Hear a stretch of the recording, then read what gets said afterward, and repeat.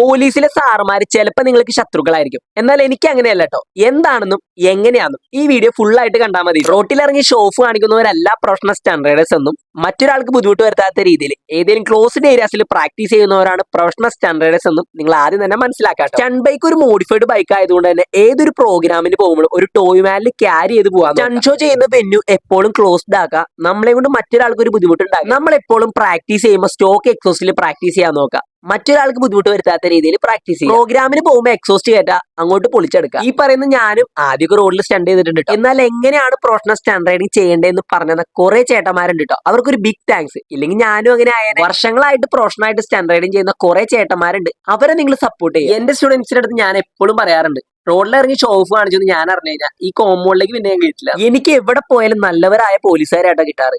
തെറ്റ് ചെയ്യുന്നവരാണ് പലരെയും കാണുമ്പോൾ പേടിക്കുന്നത്. നിങ്ങൾ നിയമം തെറ്റിക്കുമ്പോഴാണ് നിങ്ങൾക്ക് പലരും ശത്രുക്കളാവുന്നത്. അത് ആദ്യം മനസ്സിലാക്കുക. അപ്പൊ ഇതുപോലെ ബൈക്ക് സ്റ്റണ്ട് റിലേറ്റഡ് ആയ വീഡിയോസുമായി വരും വീഡിയോയിൽ നമുക്ക് കാണാം.